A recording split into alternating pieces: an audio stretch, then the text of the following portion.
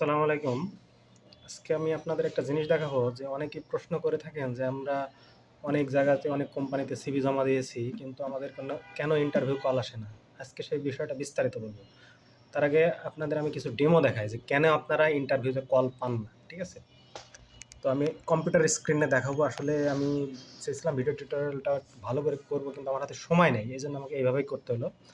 তো চলুন কম্পিউটার স্ক্রিনে। মনে করেন যে এইখানে আমাদের মেইলে হাজার হাজার আমরা একটা হায়ারিং পোস্ট চালাইছিলাম, তো ওখানে হাজার হাজার সিভি পড়ছে। ঠিক আছে? তো আপনারা যেটা করেন, এই যে দেখেন ইনি একটা সিভি দিচ্ছে।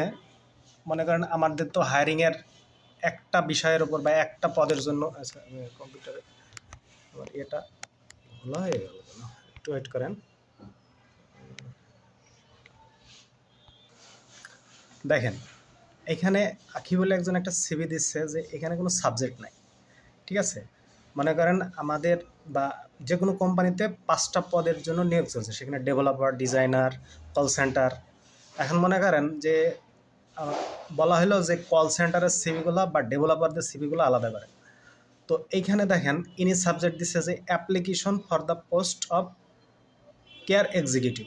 ঠিক আছে? তার মানে এটা হচ্ছে কাস্টমার কেয়ারের।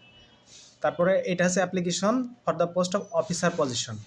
এখানে কিন্তু আমরা বুঝতে পারতেছি যে এটা অফিসার পজিশনের, কিন্তু ইনি যে সিভিটা দিচ্ছে আখি, ইনি কি কোনো সাবজেক্ট দিয়েছে? তার মানে উনি মেল অন করার আগেই উনি রিজেক্ট। ঠিক আছে? কারণ এখানে তো হাজার হাজার সিভি থাকে, মানে এখানে তো সময় থাকে না যে এত বিস্তারিত পড়ে দেখার যে কে কী করেছে। তারপর আরও কিছু দেখাই যে মনে করেন আমি একটু ফোল্ডারটা অন করি সিভিগুলো যখন আমরা ডাউনলোড দিই তখন অনেকে ইমেজ পাঠান।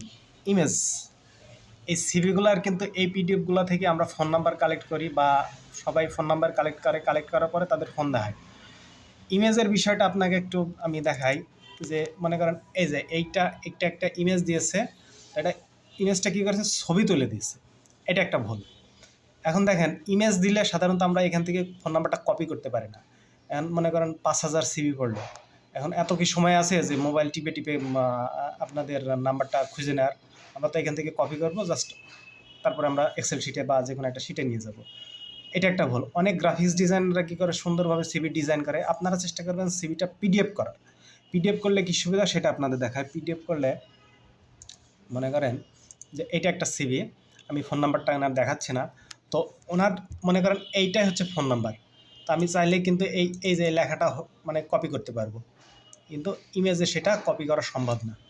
ঠিক আছে? তার মানে আপনাদের ইমেজ যদি আপনারা চেষ্টা করবেন যে সিভির পিডিএফ কপি পাঠানোর, এবং যাতে আপনাদের ফোন নাম্বারটা এখান থেকে কপি করা যায় সেইভাবে, মানে ক্লিকেবল হতে হবে। কিন্তু দেখেন ইমেজের ক্ষেত্রে যদি আমরা যাই, ইমেজের কিন্তু কোনো লেখাই, এখানে যে লেখাগুলো আছে একটাও ক্লিক করা যাবে না বা কপি করা যাবে না। ঠিক আছে? আর আরেকটা যেটা বিষয় আমি দেখলাম যে আপনারা ইমেজের দেখেন এখানে যে সিভিগুলো আছে, এইখানে এনে দিচ্ছে রিফাত জাহান মুক্তা। আর কিছু দেখাই, একটা ডেমো দেখাই। যেমন এই যে এই সিভিটা দেখেন, এই সিভিতে আছে সিভি পিডিএফ। আপনারা কখনো এটা দিবেন না, আপনারা সিভির একটা নাম রিনেম করবেন। যে এই যে ইনি যেটা করেছে, আমি একটু রিনেমে দেখাই। এখানে লিখবেন যে সিভি অফ, মনে করেন যে মন্টু মিয়া, মনে করেন আপনার নাম মন্টু, বা সিভি অফ কালাম, মানে যদি আপনার নাম কালাম হয় তাহলে সেটা লিখে দিবেন এখানে, তাহলে আমাদের বুঝতে সুবিধা হয়। বা আপনার নামের শেষে যে আপনি যে পদের, মনে করেন সিভি অফ কামাল, যে অ্যাপ্লাইং ফর ডেভেলপার, বা আপনার ফোন নাম্বারটা অ্যাড করে দিলেন, এইখানেই দিয়ে দিবেন, তাহলে কী হয় আমাদের এটা বুঝতে সুবিধা হয়। আর আরেকটা বিষয়, যেমন ডিজাইনারদের ক্ষেত্রে আমি বললাম, গ্রাফিক্স ডিজাইনার যারা করে তারা সিভিগুলো অনেক সুন্দর করে জেপিজি করে পাঠায়। এই যে ইনি যেন জেপিজি করে পাঠাইছে, ওনারটা একটা মেয়ে, এই জন্য আমি ছবিটা অন করতেছি না। কারণ এইটাকে আমি একটু দেখাই। এই যে দেখেন ইনি যদি বা স্ক্রিনশট বা মোবাইলে তুলে দিছে, আপনারা যারা গ্রাফিক্স ডিজাইনার তারা চেষ্টা করবেন সিভির পিডিএফ কপি পাঠানোর, এবং লেখাগুলো কিন্তু ক্লিকেবল হতে হবে। ক্লিকেবল যদি না হয় না, মানে ৫,০০০ সিভি যদি পড়ে, মনে করেন সময় থাকে না যে আপনাদের ফোন নাম্বারটাকে আবার মোবাইলে টাইপ করে ওটা নিয়ে আসার। আর মেইল করার ক্ষেত্রে আপনারা একটা জিনিস অবশ্যই মনে রাখবেন, যে মনে করেন আপনারা মেইল করবেন, আমি একটা নতুন মেল, এখানে যে অ্যাড্রেসটা, ওনার অ্যাড্রেসটা দিচ্ছেন, এইখানে কিন্তু সাবজেক্ট লাইনে লিখবেন যে আপনারই যে কিসের জন্য, কোন পোস্টে আছে, অ্যাপ্লিকেশন,